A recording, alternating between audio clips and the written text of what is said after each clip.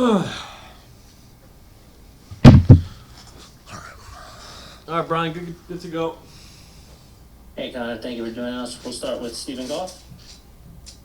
Connor, thanks for your time. Thanks Absolutely. for stepping in as a late substitution Me and for it, Mr. Herrera. we kind of look alike, so I thought I'd step in. Yeah, yeah, well done. And so I just wanted to get your feelings on your perspective, whether you're on the field, whether you're next to the guys on the bench, what this attack needs, what needs to change to spark more opportunity and obviously some more goals. Yeah, I mean, really good question. Anybody who's watched us, I think these past few games knows that we're struggling a little bit once we get the ball into that attacking third. I think we've done well to break teams down, and then once we do get into that final third area, we're lacking a little bit of creativity, a little bit of structure. We had a long meeting yesterday as a group with the staff about how we can become better at that, how we can fix that. So that was the main topic I think that was addressed in training today, because when you don't have the Golden Boot winner available, you gotta kind of look to other guys and you got to be a lot more creative. So we believe with the guys we have on the field. It's just I've talked about this before, but next man up mentality. Guys got to really step up and take ownership of that burden, because scoring goals in the MLS is not easy.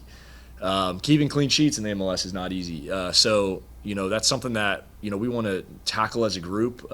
Like I mentioned today, we spent a good large part of the session really working on what can we do to put ourselves in better positions to get our creative guys on the ball in the attacking third and go score some goals, because it's not gonna look kind of how it's looked in the past, where we can get the ball wide and kind of just cross it into the box and let the big man put his head on it. So it's gonna look a little different. Jacob has his own strengths that we need to play into. So I think that's a huge part of it as well, is kind of playing into the strengths of the guys we do have on the field. Next, we'll go to Dave Johnson. And along those lines, just what you said, Connor, about playing into the strengths of every player is different. Playing into the strengths of a Jacob Merle. So, for example, how can you set him up best for success based on his strengths? Yeah, absolutely. I mean, we look at Jacob obviously a little bit different than we look at Christian. Jacob's definitely more of a runner, trying to get him runs in behind. So I think that's kind of what we want to start off with from the get-go, is try to get Jacob running in behind, trying to get some of our attacking players going in behind, make their back line maybe drop off a little bit, and then maybe find some pockets underneath. Jacob's different than Christian in the way that Jacob's a near post runner. He wants to, we get the ball wide, and we can know that when we cross the ball, maybe we're looking for that near post now, that Jacob can maybe get a touch and flick on and get some shots on target or score a goal or two. So I think we're not. It's tough when we leave Jacob up there to dry sometimes in between two big athletic center backs, and we just kind of throw up a prayer hoping that he can bring it down and help us build. And Jacob can do that, but it is different when from playing to Christian and having him do that than it is to Jacob. So the more that we can get maybe some runs in behind and play to Jacob's strengths, and I think that'll help us keep the ball and move up the field together as a unit. I think a lot of times in the Red Bull game you saw we would kind of just launch the ball up the field, and Jacob's doing his best. He's gotten a lot of I feel like, I don't think negativity is the right word, but he hasn't really been given the accolade. Like, he deserves more, because he works his tail off. He runs hard. He works his butt off, and I wish people would recognize that a little bit more. The kid's only in his second year in the MLS. He's still really young. He's learning a lot. He's been stepped in to fill some shoes that are not easy to fill. So as a team, I think it's important that as teammates of his, we come behind him. We fill him with confidence, regardless of if he hasn't scored a goal or not. He's our striker right now, and we just need to really fill him with belief and confidence that keep doing what you're doing, keep working. The goals will come.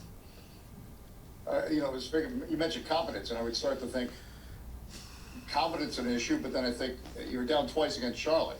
Yeah. And and perseverance. So is the mental part at all discussed, or are you still very confident? For Jacob as a player or just as a team? No, for as a team. Yeah, I think. I'm just thinking, like, Yeah, against Charlotte, when all of a sudden you got down for a second time, I'm thinking, oh, I don't know if there's enough in this team, and you showed there was enough in this team. yeah. I think anybody who looks at us like right now, I think we're going on 8 or 9 halves of MLS play where we haven't scored a goal, which is something that we're obviously not proud of. But we also have had some really strong defensive performances in that stretch.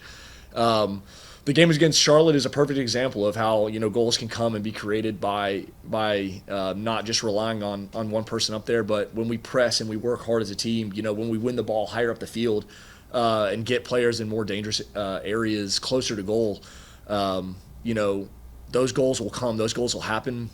As for the confidence, I definitely don't think we have a group that lacks confidence. I do think we are going through a little bit of a rut in terms of getting that ball to the attacking third and what can we do once we get it there, because I think what we do is we get the ball to the attacking third and there's only sometimes one, maybe 2, 3 guys that are up higher up the field. So I think something we addressed the past few days is like, hey, can we get more numbers up the box, more numbers in the box and higher up the field, so that'll give us better opportunities to score. And every game we go into, I think guys are confident. We want to score. I talk to Jao all the time. This guy's hungry for goals. Jacob is too. Kojima as well. So I definitely don't think it's a confidence thing, man. I think it's just a little bit off in terms of like how we want to be structured in the final third. And I think with the work that the staff's put in and the training we had today, I think you'll see it this weekend or Wednesday. I get my days mixed up. Next, we'll go to Donald Line. Thank you. Hey, Connor, thanks for your time today. You're a little over a year removed from your ACL injury. You've obviously come back and been able to feature well so far on the Euro since coming back from that. What did you learn about yourself during that process of downtime? Yeah, that's a great question. I think what I learned about myself,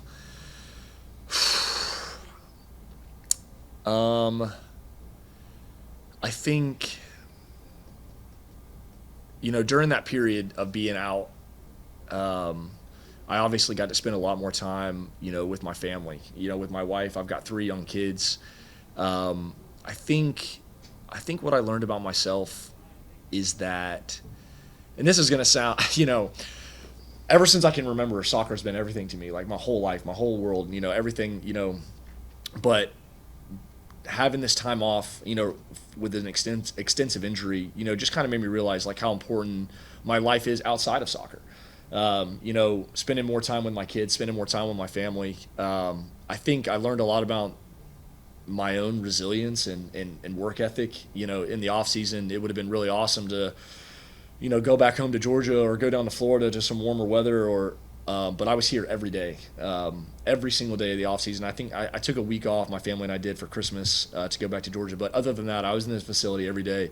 But I think that's something that has always kind of been ingrained in me since a young kid. But I talk to the people about this all the time with this ACL injury. It wasn't even necessarily the physical aspect, I think, that was hard. It was more the mental side that was really difficult. People always talk about the physical, the journey back, how hard it is, blah, blah, blah. But it's really the mental side, for me at least, and a lot of athletes that I've talked to that have gone through similar injuries. For me, I'm a very impatient person, and that whole process that I went through for a year was I had to be more patient than I've ever been in my life in terms of just taking it a day at a time. I had Adam Diamond was my PT here at DC United, and I spent obviously every single day with him for about 7-8 months, and about once every week I would look at Adam and just be like, man, I'm so sick of this.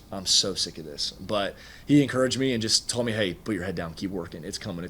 So, when I was finally able to step on the field for the first time against Philly a few weeks ago, that was just an incredible, even though we lost, it was an incredible victory for me and my family, because if anybody knows the sacrifice and everything that I've been through to do that, it was my wife and kids.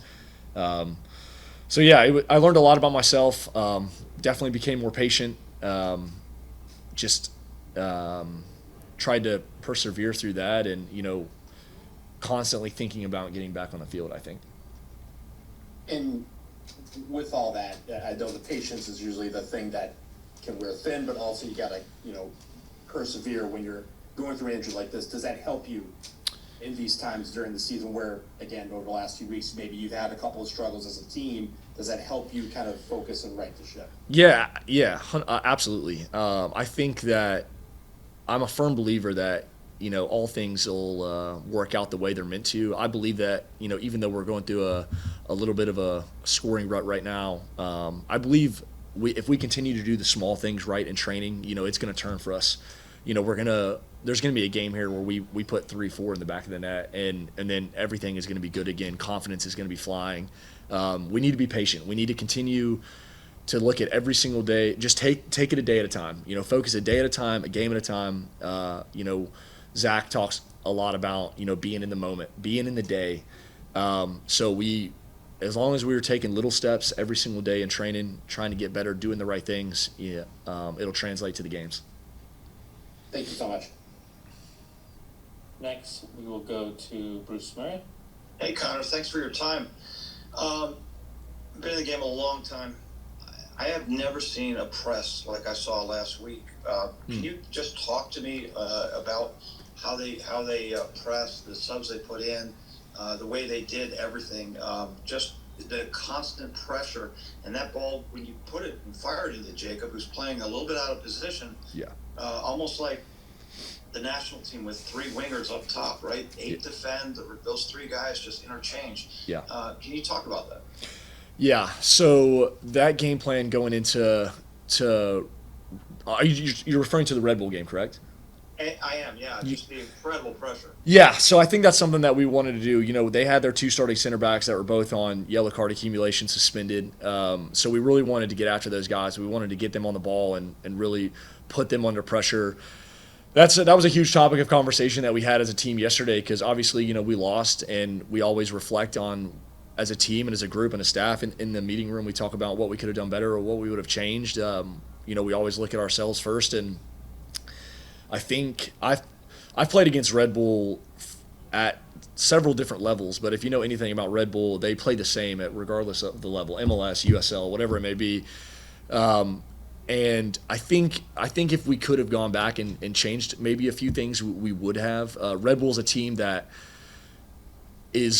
they don't really want the ball. They don't really want possession. And I think when we were pressing with them, they were launching the ball to us, and I think they were fine with that. They're a team that'd rather us have the ball and us make the decisions because I think there's a crazy statistic out there where these Red Bull games are majority of the times when they're leading in possession, they lose. So they're a team that really doesn't want the ball. I think that's maybe a change we would have made. But yeah, I think after that Charlotte game where we did press against Charlotte as well and try to put their center backs and their defenders under pressure, and I think we did it very successfully. And I think that was something we were trying to also translate into that Red Bull game. But Red Bull is a completely different opponent. They kind of I don't want to say they want that pressure, but they'd rather launch the ball high and really advance the field that way. Maybe launch it to our center backs. Our center backs kind of knot it down, and their 6s or their 8s and 10s are running onto it.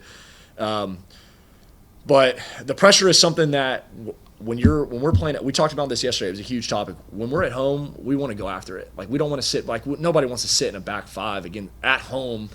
Against a Red Bull team. So when we're at home, we want to try to go for it. On the road, it's a little bit of a different story. Winning in the MLS is hard. Winning on the road in the MLS is harder. So I think for all of our home games, we want to be on the front foot. We want to be high. We want to press. We want to press teams. We want to put them under pressure, win the ball higher up the field, and then that gives us a shorter distance to go to goal. And I think you're going to see a lot of that tomorrow. Great. Good luck. Thanks, Connor. Yeah, thank you guys. And then we'll end it with Dennis Gomez. Thank you, Connor. So I just want to talk a little bit about the team chemistry. So how would you describe the team chemistry this season? How do you balance that with a sense of camaraderie and healthy competitions for playing time? Yeah, I mean, I think we have really good team chemistry. Like this is a really good locker room. We have a really great group of guys. I think more recently when you lose a leader in our captain and Christian, and like I talked about, the load kind of gets spread around a little bit more. It can cause a little bit of, I don't know if stress is the right word, but it can cause a little bit of a burden on other players, and guys need to really step up and step into that.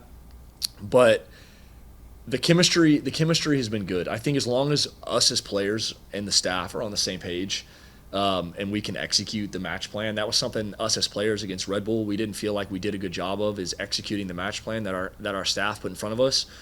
So I think this weekend or against New England, you're going to see a well executed match plan, something that we worked on for a long time today. And as long as we stay connected, I think we have a good chance to get a result tomorrow.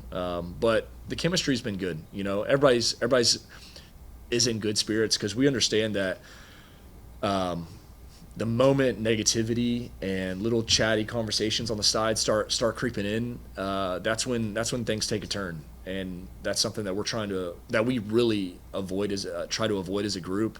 We don't really want to be a part of that. We want to try to stay regardless of how things are going, we want to try to stay as positive as we possibly can. And like I said, every single day doing the little things to make us better. And we firmly believe that if we do that, the best is going to come for us. Thank you. Good luck. Thank you.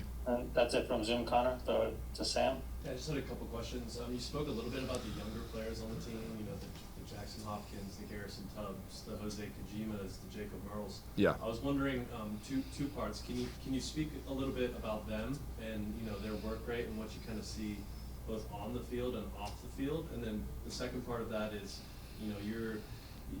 you've been around and played at various levels. What is your role in kind of helping them develop as young players? Yeah, I'll first touch on some of these younger guys like Kojima, Tubbs, Jacob. They all work so hard. Kojima is a player who we definitely want to have on the field. Somebody who we've learned to trust with the ball. Tubbs, the past few games, has been even though even with the mistake against Red Bull, put that aside, the guy's been defensively just solid, just been really good for us. Jacob works his butt off. The guy brings a positive attitude every day, and I think that's something I could say about all the young guys is they show up, they shut their mouth, they work hard, and that's all you can ask for from those guys. I think for me, like as definitely an older player on this team, and I've played at various levels in the USL and then here in the MLS. I think for me, I think my job is just to really encourage those guys and maybe give them thoughts or anything that I feel like I can give them that I wish I would have known at their age. They have such opportunity in front of them. Like I think Jacob's like 22, or maybe 20. Yeah, he's 20 years old or 21, and he has such an incredible career ahead of him. And I don't want him. Last year Troy had me speak in front of the younger guys. There was like 10 of Fletcher was a part of that group. A lot of young kids. There was like 8 or 9 of them in here. At Matai Akamboni, and he wanted me to just talk to them about their just the opportunity that they have to have a coach like Troy who is willing and wants to play younger players and give them opportunity to play. I think young players sometimes they get to this point and they kind of have the mindset of like, oh, I'm so young, like I don't really need to be playing right now, or like, oh, there's always next year. And that's just not the case. That's just not true. You put your head down, you work hard, you earn the spot. Troy's going to reward you with it. It's not like he's got set in stone his guys that are just going to play every week. Troy looks at training every single week, and if you're training well and you're putting the work in, he's going to give you an opportunity to play. It's all up to you if you're going to take advantage of that opportunity. So that's kind of what I challenged those guys with last year is look, training is everything. You cliche saying you play how you train, but when you have a coach who will play young players and give guys an opportunity, like regardless of people talking about Jacob struggles, look, we're freaking believing him again tomorrow. We're sticking with him, and like I said, we want to fill him with confidence, but take advantage of the opportunity you have. Like this is such an incredible place to be. I don't think you'll find anybody in MLS that's more thankful to be here than I am, just given like my journey through U.S. Soccer, League One, or PDL, League One Championship. So I always talk to them about that as like always be grateful, never take this for granted, because you could be sent on loan tomorrow. Like, just really work hard and take advantage of the opportunity that's been given to you. And then just to get even more granular and just focus on one player, Jose Kojima, right? He's played every game for us so far this season. Came from St. Louis, where he wasn't playing consistently. He's a unique guy. Can you talk a little bit about his personality, his mentality, if you will? Yeah, and yeah. What he puts into it off the field? 100%. I mean, Jose's, for lack of better words, this guy's crazy, man. He shows up to the facility at like 6 a.m. every morning. The guy's sitting in the lunch or in the breakfast lunchroom with his iPad or his computer out, watching film nonstop. We have we have like group meetings, whether it's defenders, sixes, nines, tens. We have meetings like that almost every day. And this guy sits in on every meeting. He doesn't have to. The coaches don't ask him to. He wants to, though. He wants to be a part of it. He wants to see. What every group is working on, what every group's being talked about. He brings good energy for us, man. He's a solid guy in the locker room. It's like I mentioned earlier. He's someone that we've learned to trust on the field. We know that he's always going to give us 100% effort, and I think his playing style really matches what Troy and Zach want to do with pressing. So yeah, he's been a huge positive for this team. I think I've enjoyed playing with him. Yeah. Perfect. Great.